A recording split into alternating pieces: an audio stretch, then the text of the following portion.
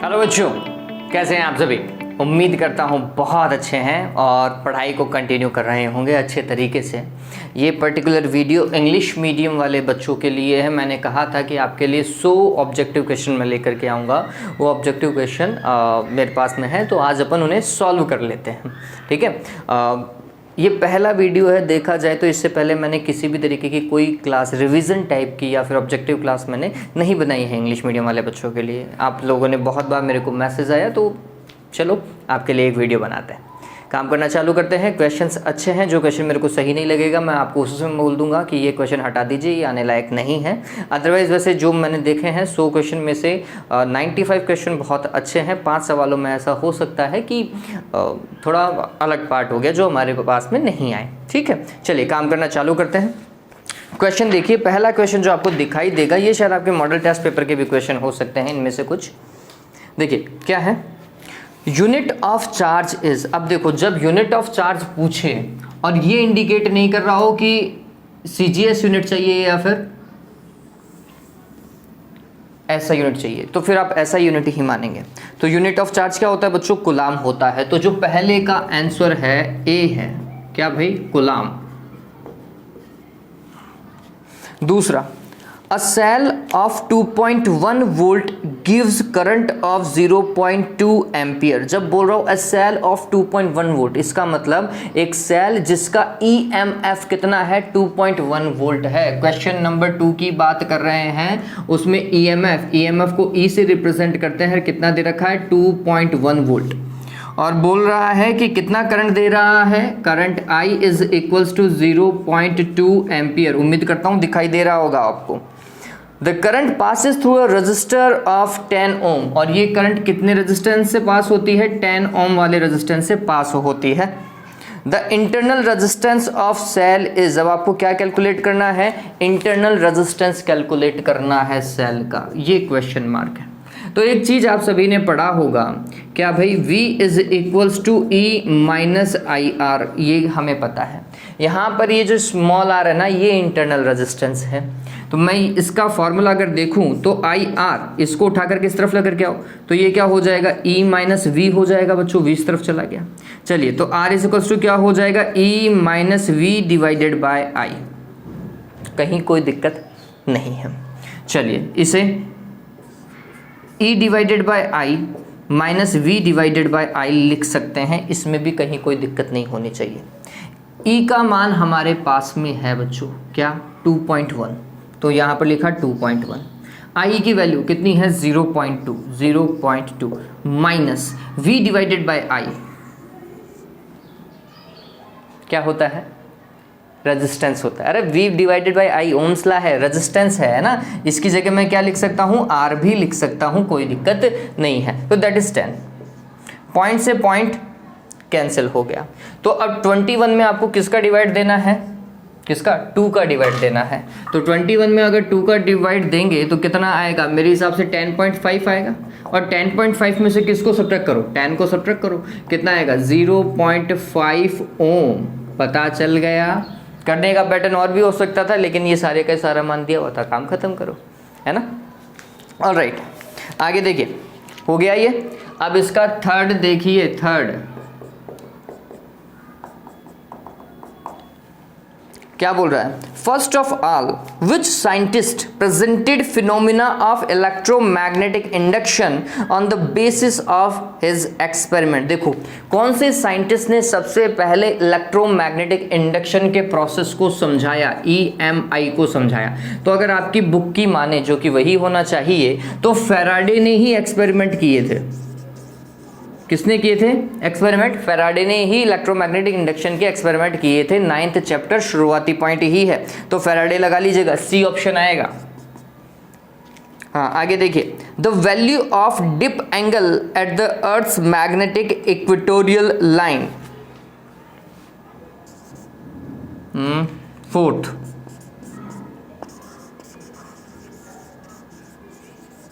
Angle of dip at equatorial line.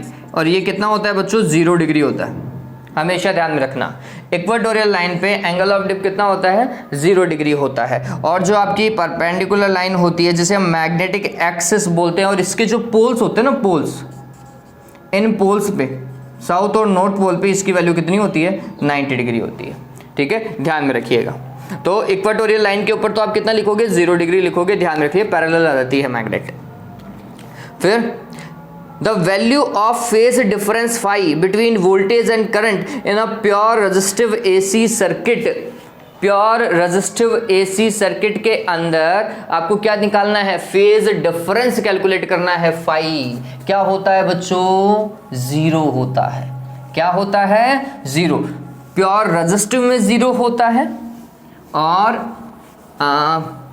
एक और है रेजोनेंस। रेजोनेंस के कंडीशन में भी फेज डिफरेंस कितना होता है, V और I के बीच में 0 होता है। ये बात ध्यान में रख लीजिएगा, ये क्वेश्चन बहुत अच्छा है। 5th वन है, देखिए क्या बोल रहा हूं वो समझिए। इस फेज डिफरेंस फाई की वैल्यू 0, और ये फेज डिफरेंस किसके बीच में है, वोल्टेज और करंट के बीच में फेज डिफरेंस 0 होता है। सिर्फ 2 ही सर्किट ऐसे हैं, कौन कौन से, एक है प्योर रेजिस्टिव जिसमें सिर्फ रेजिस्टेंस लगा हुआ हो, और एक है resonance situation. Resonance situation in series LCR। ठीक है, LCR सर्किट में अगर रेजोनेंस हो रहा है उस केस में भी फेज डिफरेंस 0 होता है, और प्योर रेजिस्टिव में भी फेज डिफरेंस कितना होता है 0 होता है, ध्यान में रखिएगा। फिर आगे देखिए 6th वन क्या बोल रहा है, the magnifying power of a magnifier lens of focal length f in the position of final image formation at infinity। देखो क्या बोल रहा है, सिंपल सा है कि आपके पास में कोई भी एक लेंस है जिसका फोकल लेंथ f है, ठीक है, उसकी मैग्नीफाइंग पावर क्या होगी जब इमेज कहां पर बने, इनफाइनाइट बने। सिंपल माइक्रोस्कोप, और सिंपल माइक्रोस्कोप के अंदर मैग्निफिकेशन m कितना होता है 1 + d डिवाइडेड बाय f। कब, जब इमेज d डिस्टेंस पर बने। यहां पर वो क्या बोल रहा है, इमेज इनफाइनाइट पे बननी चाहिए। अगर इमेज इनफाइनाइट पे बनेगी तो फिर d डिवाइडेड बाय f, तो आंसर ये होना चाहिए d डिवाइडेड बाय f। कहां पर, जब इमेज कहां बने, इनफाइनाइट पर बने। देख लीजिए कौन सा ऑप्शन लगाओगे आप बच्चों, b लगा लीजिएगा, a मत लगाना। कौन सा है, b है, इमेज इनफाइनाइट पे बन रही है इसलिए m = d divided by f होगा। अगला देखिए, the energy of a photon of wavelength lambda is. आपको एनर्जी ऑफ फोटोन देखना है, 7th क्वेश्चन है। Energy of photon E = h new होता है, प्लैंक कांस्टेंट होता है h। फिर न्यू क्या हो जाएगा, c डिवाइडेड बाय लैम्डा। ये अगर मैच हो रहा है तो लगा लीजिएगा। d देखिए hc divided by lambda match कर रहा है ना। आगे देखिए 8th one, the element for the nucleus of which the value of binding energy per nucleon is maximum। आपको ऐसा एलिमेंट देखना है जिसकी बाइंडिंग एनर्जी मैक्सिमम है। क्या भाई, निकल। निकल की binding energy according to RBSc maximum होती है, और अकॉर्डिंग टू CBSE किसकी, Fe की, फेरस की, NCERT और CBSE। ठीक है, फेरस की सबसे ज्यादा होती है, ये बात ध्यान में रखना। बाइंडिंग एनर्जी सबसे ज्यादा किसकी होती है, फेरस की होती है, फेरस से 56 की होती है। और वैसे आपको यही देखना पड़ना चाहिए। ये लो, इसमें तो निकल है ही नहीं, तो फिर कौन सा बचा, फेरस बचा। Fe 56 लगा लीजिएगा, ए ऑप्शन आएगा। 9th देखिए, the impurity which is mixed in an intrinsic semiconductor to form N type semiconductor. कौन सी इम्प्योरिटी को मिक्स करना चाहिए किसी भी प्योर सेमीकंडक्टर में कि वो किस में कन्वर्ट हो जाए, एन टाइप में कन्वर्ट हो जाए। देखो, जब मैंने आपको तो खैर कोई समझाया ही नहीं है, मैं आपको बताऊं कि अगर एन टाइप बनाना है ना, तो आपकी सरकार याद रखो, गवर्नमेंट ऑफ आप, है ना, ऐसे किसी को बोल मत देना आप वाले को, लेकिन मैं याद, एन टाइप मतलब आप होता है ना, एन टाइप का मतलब आपकी सरकार। आपकी सरकार में कौन सा, आर्सेनिक, एंटीमनी, आर्सेनिक, एंटीमनी और फास्फोरस, और फास्फोरस, आर्सेनिक, एंटीमनी, फास्फोरस, इन सभी के एक्सटर्नल ऑर्बिट के अंदर 5-5 इलेक्ट्रॉन होते हैं बच्चों, इसलिए एन टाइप है, ये ध्यान में रखो। तो इनमें से कोई भी मैच कर जा रहा है तो देख लो, एल्यूमिनियम नहीं, बोरोन नहीं, गैलियम नहीं, एस भी देखो पता चल रहा है, लास्ट वाला एस भी एंटीमनी, ठीक है। अगला और लास्ट इस पेपर सेट का, विच रेडिएशन हैज मैक्सिमम फ्रीक्वेंसी, लगा लीजिएगा बच्चों गामा रेस। गामा रेस की फ्रीक्वेंसी सबसे ज्यादा होती है, वेवलेंथ सबसे कम होती है, किसकी? गामा की। सी ऑप्शन आपको दिखाई देगा, कौन सा ऑप्शन लगाना है बच्चों? सी ऑप्शन लगाना है। Frequency is maximum, power maximum होती है, इस तरीके से भी याद रख सकते हैं, और वेवलेंथ मिनिमम होती है, ठीक है। तो ये था आपका पहला पेपर सेट। अब अगला देखिए, ये क्लियर हो गया ना बच्चों, इसमें कहीं कोई दिक्कत? मैं एक बार के लिए देख लेता हूं कि ये सही तो दिखाई दे रहा है ना। और वॉइस का क्या सीन है? हाँ चलो, पेन को मैं चेंज कर लेता हूँ, ये कुछ ज़्यादा ही पतला है ना।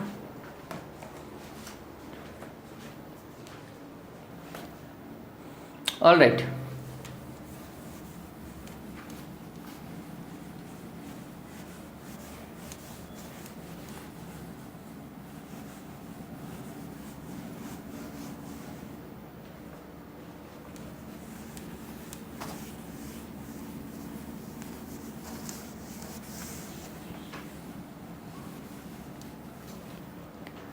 नेक्स्ट पेपर सेट देखिए। हाँ, इसका सेक्शन ए के अंदर, if a glass plate is inserted between two charges then the electric force between them in comparison to the before will be more less zero and infinite. देखो क्या बोल रहा है, दो चार्जेस हैं और उनके बीच में ग्लास प्लेट को इंसर्ट कर रहा है। फर्स्ट का ये चलो पहले लगा देता हूं। तो ये समझिए, एक चार्ज Q यहाँ पर है, एक चार्ज Q यहाँ पर है, इन दोनों के मिड का डिस्टेंस जो है वो R है, ठीक। तो इनिशियल फोर्स कितना होगा कि Q1 Q2 divided by R square. और अगर मैं इनिशियल में वैक्यूम मानूं तो K की जगह क्या लिखूंगा? 1/4 पाई एप्सिलॉन नॉट। इतना क्लियर है? अगर इन दोनों के बीच में कुछ भी रख दिया जाए, लेट सपोज करो कोई ग्लास प्लेट रख दी, तो मीडियम आ गया बीच में, और मीडियम में फोर्स Fm लिखते हैं, वैक्यूम में F0 या एयर में एक F0। क्या हो जाएगा मीडियम में? 1/4 pi epsilon not epsilon R Q1 Q2 divided by क्या बच्चों? R square. डिस्टेंस अभी भी उतनी है ना। चलिए, क्या इफेक्ट पड़ा? आप देखेंगे कि फोर्स जो इनिशियल था, ये इनिशियल फोर्स यही है क्या? ये देखो, ये फोर्स इनिशियल फोर्स है F0, इसमें किसका डिवाइड जा रहा है? एप्सिलॉन R का। अब मेरे को ये बताओ, इंक्रीज हुआ या डिक्रीज हुआ? मीडियम आने पर फोर्स हमेशा क्या होता है? डिक्रीज हो जाता है, ये बात ध्यान में रखना। फोर्स विल डिक्रीज और force will lesser than the initial, force will lesser than the initial, ध्यान में रखिएगा। तो इसका कौन सा ऑप्शन लगाओगे? बी लगा दीजिएगा।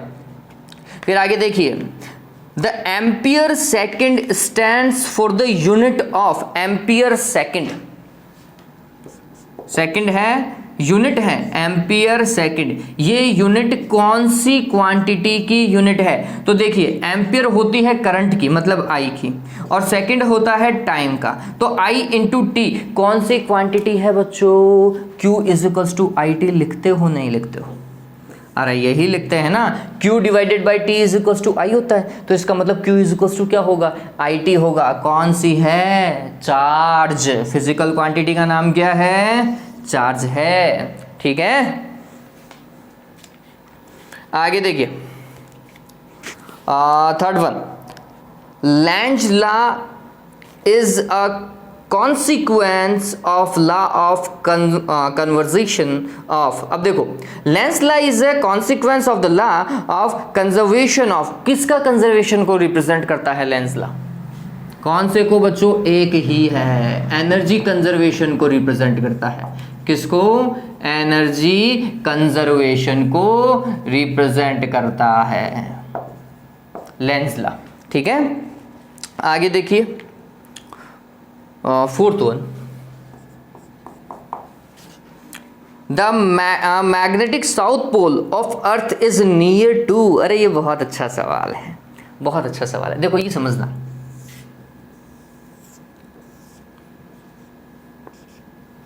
ये नॉर्थ है और ये साउथ है अर्थ का, ये जियोमेट्रिकल है, जियोमेट्रिकल नॉर्थ और जियोमेट्रिकल साउथ। लेकिन जब अर्थ की मैग्नेट की बात करते हैं ना बच्चों, वो थोड़ी सी ऐसी टिल्ट है, और ये अर्थ का कौन सा है ये बात ध्यान में रखना। अगर ये जियोमेट्रिकल नॉर्थ है तो फिर ये जियोमेट्रिकल साउथ, मैग्नेटिक साउथ है, ठीक है। और ऐसे ही ये अगर जियोमेट्रिकल साउथ है तो फिर ये मैग्नेटिक नॉर्थ है, ये बात ध्यान में रखना। मैग्नेट का नॉर्थ साउथ के पास में होता है और मैग्नेट का साउथ जियोमेट्रिकल नॉर्थ के पास में होता है, ये ध्यान में रखिएगा। तो उल्टा ध्यान में रखिएगा। तो magnetic south pole of the earth is near to the geometrical या geographical north pole. A option लगा लीजिएगा, जियोग्राफिकल नॉर्थ पोल आएगा ए, ठीक है। क्या लगाओगे? ए लगा लीजिएगा। आगे, the unit of C omega is, हाँ भाई फिफ्थ वन, सी ओमेगा, ये किसकी यूनिट है या किस यूनिट को रिप्रेजेंट करता है? तो चलो मेरे को ये नहीं पता, लेकिन मेरे को एक चीज़ ज़रूर पता है। क्या भाई? मैं लिखता हूँ एक्स सी, समझना, X C is equals to होता है 1/ओमेगा सी, ये फॉर्मूला है। क्लियर है ये बात? चलिए, और इस एक्स सी की यूनिट क्या है? ओम। इस एक्स सी की यूनिट तो मतलब 1/ओमेगा सी की भी यूनिट क्या है? ओम। तो फिर ओमेगा सी की यूनिट क्या हो जाएगी? 1/ओम, ठीक है। या फिर मैं इसे लिख सकता हूं ओम इनवर्स, या फिर हम इसे लिख सकते हैं महो, ठीक है। या महो लिखो या ओम इनवर्स लिखो या 1/ओम लिखो, बात एक ही है। देखिए नहीं, ए नहीं है, बी देखिए, महो आएगा, बी ऑप्शन लगा लीजिएगा, महो, ठीक है। हाँ भाई, आगे देखिए, what is the power of diverging lens of focal length 40 centimetre? ये तो क्लियर हो गया ना? एक बार के लिए वीडियो वापस से देखो कि ये पेन, ये मार्कर तो सही चल रहा है। पहला वीडियो और वो भी खराब हो जाए, क्या फायदे का। चलो ठीक दिख रहा है अभी।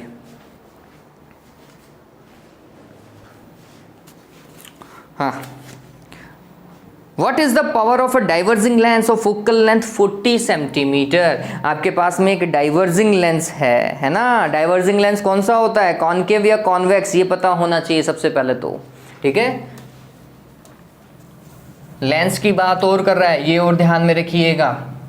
तो लेंस में कॉन्वेक्स की होती है पॉजिटिव फोकल लेंथ और उसे हम कन्वर्जिंग लेंस बोलते हैं। कॉन्वेक्स को क्या बोला जाता है बच्चों? कन्वर्जिंग लेंस बोला जाता है। और डाइवर्जिंग किसे बोला जाता है? कॉनकेव को। और कॉनकेव की फोकल लेंथ कैसी होती है? माइनस की होती है। तो डाइवर्जिंग लेंस बोल रहा है तो इसका मतलब कॉनकेव है, तो उसकी फोकल लेंथ प्लस की लिखोगे या माइनस की लिखोगे? माइनस की लिखी जानी चाहिए। ये था सिक्स्थ वन। तो फोकल लेंथ कैसी लिखोगे? -40 सेंटीमीटर, ठीक है।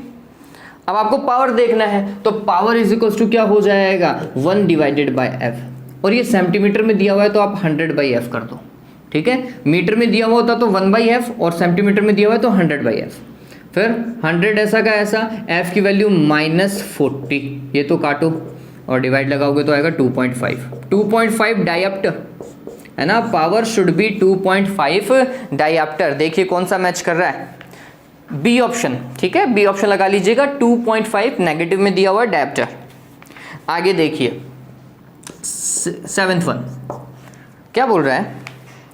For the light with frequency more than the frequency of threshold frequency, है ना। एक लाइट है जिसकी फ्रीक्वेंसी किससे ज्यादा है? थ्रेशोल्ड फ्रीक्वेंसी से ज्यादा है। In the experiment of photoelectric effect, the number of emitted electrons is proportional to, अगर ऐसी लाइट किसी मेटेलिक सरफेस पर आए जिसकी फ्रीक्वेंसी थ्रेशोल्ड फ्रीक्वेंसी से ज़्यादा हो, तो क्या होगा? मेटल सरफेस से इलेक्ट्रॉन्स क्या होंगे? इमिट हो, है ना। अब ये बोल रहा है कि नंबर ऑफ इलेक्ट्रॉन्स जो इमिट हो रहे हैं, नंबर ऑफ इलेक्ट्रॉन्स जो इमिट हो रहे हैं वो किसके ऊपर डिपेंड करता है? ऐसा ही बोल रहे हैं मेरे हिसाब से। The number of emitted electrons is proportional to, हाँ भाई, किसके ऊपर डिपेंड कर रहे हैं? तो ये बात ध्यान में रखिएगा, जो फोटोन आ रहा है उसकी फ्रिक्वेंसी नहीं, नंबर ऑफ फोटोन्स पर। है ना, number of photons per second जो इंसिडेंट हो रहे हैं ना मेटेलिक सरफेस के ऊपर, उसके ऊपर डिपेंड कर रहा है। कुल मिलाकर के इंटेंसिटी ऑफ लाइट मैं कह सकता हूं, इंटेंसिटी ऑफ इंसिडेंट लाइट।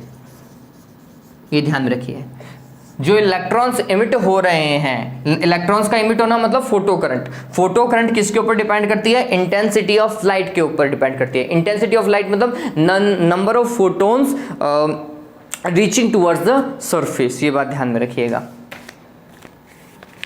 तो number of incident photons on the metallic surface, D option देखिए इसका बिल्कुल सही मिलेगा आपको। फिर आगे देखिए, 7 तक हो चुका, 8th वाला देखते हैं, है ना, working nuclear reactor. Nuclear reactor की बात कर रहा है, सभी को पता होना चाहिए। कैडमियम, ये ROAD को हटा देना, RODS कर दीजिएगा, rods, RODS, rods are use. हाँ भाई, कैडमियम की रॉड क्या करती है, तो हम बोलते हैं कैडमियम की रॉड जो रिएक्शन है ना, कौन सी फिजन रिएक्शन होती है वहां पर, तो जो फिजन रिएक्शन है उसे कंट्रोल करते हैं, है ना, जो कंट्रोल्ड फिजन रिएक्शन, जो चेन रिएक्शन होती है उसे कंट्रोल करते हैं। ठीक है, अब कैसे कंट्रोल करते हैं, तो हम बोलते हैं कि किसी भी फिजन रिएक्शन के अंदर न्यूट्रॉन्स जो होते हैं वो बाहर निकलते हैं। ठीक है, किसी में 1 निकलता है, किसी में 2 निकलता है और किसी में 3 निकलते हैं। ये जो न्यूट्रॉन्स बाहर निकले यही आगे जाकर और फिजन करते हैं। ठीक है, तो अब ये कैडमियम रॉड्स क्या करती हैं, these are the good absorber of neutrons. ये न्यूट्रॉन्स को क्या कर लेती हैं, एब्जॉर्व कर लेती हैं। तो न्यूट्रॉन को एब्जॉर्व किया तो फिर आगे फिजन हो ही नहीं पाएगा, फिजन नहीं हुआ तो फिर कुल मिलाकर के जो फिजन प्रोसेस था, जो चेन रिएक्शन थी, वो ही टूट गई है। ठीक है, तो ये बात ध्यान में रखना, ये क्या करते हैं, फिजन प्रोसेस को कंट्रोल करते हैं बाय एब्जॉर्विंग द न्यूट्रॉन्स। ठीक है, स्पीड अप नहीं, न्यूट्रॉन्स को स्पीड नहीं देते हैं, एब्जॉर्ब सम न्यूट्रॉन्स, स्लो डाउन न्यूट्रॉन्स, नहीं स्लो डाउन नहीं है इनका टास्क, एब्जॉर्ब सम न्यूट्रॉन्स हो सकता है, एब्जॉर्ब ऑल न्यूट्रॉन्स होगा। ठीक है, ये नहीं देखता कि मैं इसी को ही करूं, ये जितने भी न्यूट्रॉन्स हैं उनको खींचने का काम करता है, तो एब्जॉर्ब ऑल न्यूट्रॉन्स कर लीजिएगा इसे। हाँ भाई, नेक्स्ट वन, 9th,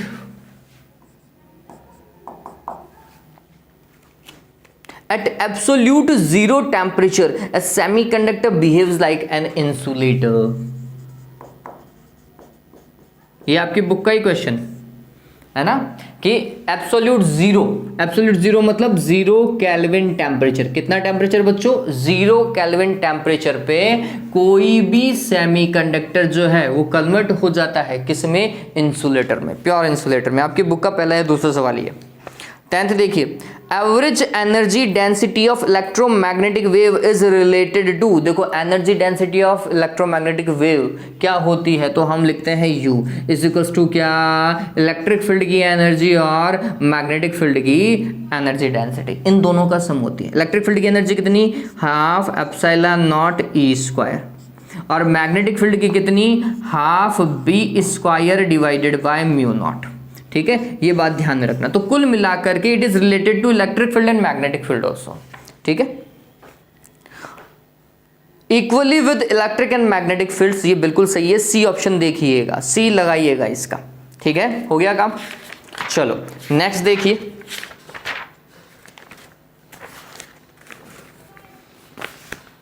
बिना पंखे के काम करना बहुत मुश्किल होता है।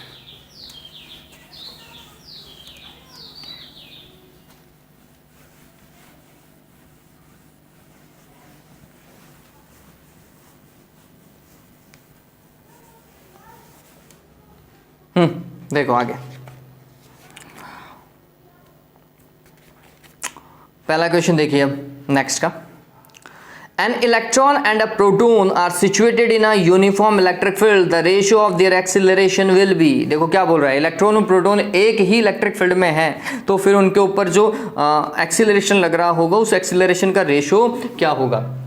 सिंपल सा टास्क है बच्चों, जब भी कोई भी चार्ज को आप इलेक्ट्रिक फील्ड में रखते हो तो इलेक्ट्रिक फील्ड में उस चार्ज पे लगने वाला फोर्स होता है QE, और फोर्स लग रहा है तो इसका मतलब है F इज टू ma। तो फिर acceleration is dependent on these 3 things, charge, electric field and mass of that particular charge, है ना। क्लियर हो गया। अब क्या बोल रहा है वो समझिएगा। इलेक्ट्रॉन और प्रोटॉन की बात की जा रही है, इलेक्ट्रॉन और प्रोटॉन की बात की जा रही है, तो फिर दोनों का चार्ज का मैग्नीट्यूड सेम है, दोनों सेम इलेक्ट्रिक फील्ड में रखे हुए हैं। क्लियर है ये बात? तो फिर चेंज क्या है? मास।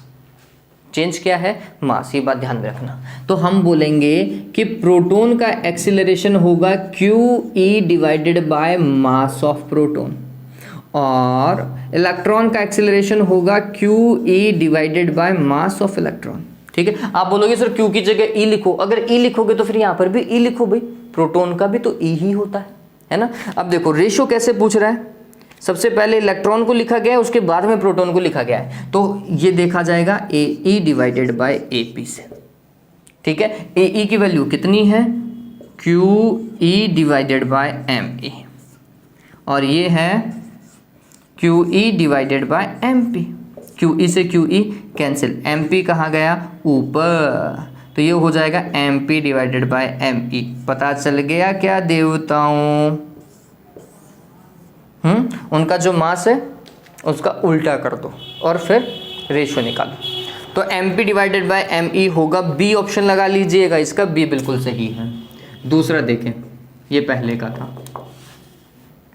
The potentiometer is an instrument to measure the voltage difference whose effective resistance is। देखिए पोटेंशियोमीटर का यूज़ किस लिए किया जाता है? वोल्टेज डिफरेंस को चेक करने के लिए किया जाता है, या फिर EMF को मेजर करने के लिए किया जाता है। और इसका आइडियल जो रेजिस्टेंस होता है किसी भी पोटेंशियोमीटर का, वो कितना होता है बच्चों? इनफाइनाइट। ये बात ध्यान रखना। पोटेंशियोमीटर का कितना होता है रेजिस्टेंस? इनफाइनाइट होता है। तो इन्फिनिटी लगा लीजिएगा, B ऑप्शन दिखाई दे रहा है। फिर देखिए थर्ड वन, तीसरा देखो, the core of transformer is laminated. हाँ भाई, ट्रांसफॉर्मर की कोर को क्यों लैमिनेट करते हैं? क्योंकि जो एडी करंट के कारण लॉस होते हैं ना, उनको रिड्यूस किया जा सके। ठीक है, यही तो है लैमिनेशन का कारण, ध्यान में रखना, ये बहुत इंपॉर्टेंट है। To decrease the loss of energy due to eddy current, D is correct option. देखिए कौन सा ऑप्शन बिल्कुल सही है? डी बिल्कुल सही है। एडी करंट के कारण जो एनर्जी लॉस होता है उसको रिड्यूस करने के लिए। हाँ भाई, मैग्नेटिक मेरिडियन इज, देखो मेरिडियन क्या चीज होता है? तो हम बोलते हैं it is a perpendicular plane. ठीक है, जो नॉर्थ और साउथ जो लाइन बनाते हैं, जो एक्सिस बनाते हैं, इस एक्सिस के परपेंडिकुलर जो प्लेन होता है, that perpendicular plane is known as meridian. ठीक है, तो ये क्या है बच्चों? इट्स पॉइंट नहीं है, लाइन अलोंग NS ये भी नहीं है। सी ऑप्शन देखिए, वर्टिकल प्लेन है ना। मैंने आपको यही तो बताया था बच्चों, परपेंडिकुलर प्लेन या फिर वर्टिकल प्लेन एक ही बात हो गई, तो it's a vertical plane. Alright, अगला देखिए fifth one, the peak voltage of 220 volt AC mains in voltage is. अब ये थोड़ा सा समझने लायक बात है कि जब आप बोलते हो ना AC में 220 वोल्ट सप्लाई आता है, ठीक है, ये सवाल दो तरीके से देखा जाएगा। मैं इसे ऐसे ही देखूंगा जैसा बुक में दिया हुआ है ना, इसको थोड़ा सा करेक्ट करके अपन बोलते हैं कि 220 AC मीन्स अगर 220 AC वोल्ट आ रही है तो ये बच्चों ERMS या फिर VRMS है। ठीक है, और अगर ये VRMS है तो फिर VM divided by √2 means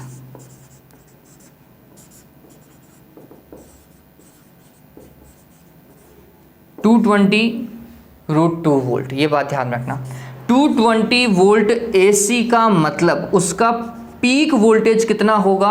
220 √2 volt, जिसे हम ऑल एंड ऑलमोस्ट 311 वोल्ट कहते हैं, ऑलमोस्ट। ठीक है, तो ध्यान में रखिएगा कि उसका पीक वैल्यू कितना है? 311 है। Done, all right. आगे देखिए, in a simple microscope the final image is located at infinite. Final image कहाँ बन रही है सिंपल माइक्रोस्कोप में? इनफाइनाइट में बन रही है। Then the magnifying power is, तब उस केस में मैग्नीफाइंग पावर M क्या होगा? तो आप सभी को पता होना चाहिए, D डिवाइडेड बाय F होता है। ठीक है, तो आंसर लगा लीजिएगा D तो कहीं दे नहीं रखा, D की जगह 25 लिख लो। D कितना? 25, तो 25 डिवाइडेड बाय F आएगा। तो 6 का क्या आएगा 25 divided by F, A option लगा लीजिएगा, ए बिल्कुल सही है।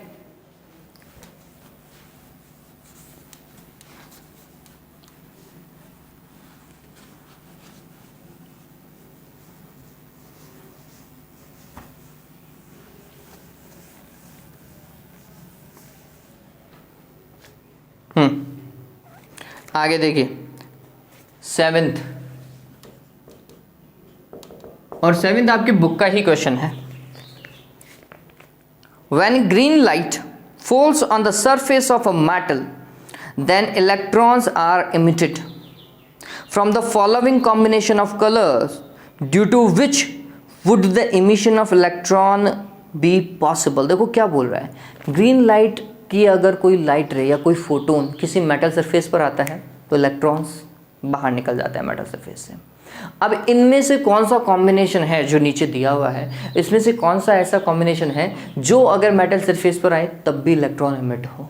तो ये समझिए कि ग्रीन लाइट ये कहाँ से है, अगर आप सारे कलर्स को इसके अंदर पढ़ोगे ना बच्चों, तो ये विबग्योर को रिप्रेजेंट कर रहे हैं। किसको? विबग्योर को। किसको रिप्रेजेंट कर रहे हैं? विबग्योर को रिप्रेजेंट कर रहे हैं। तो अब ये बोल रहा है ग्रीन से इलेक्ट्रॉन्स इमिशन हो रहा है, ग्रीन से इलेक्ट्रॉन इमिशन हो रहा है।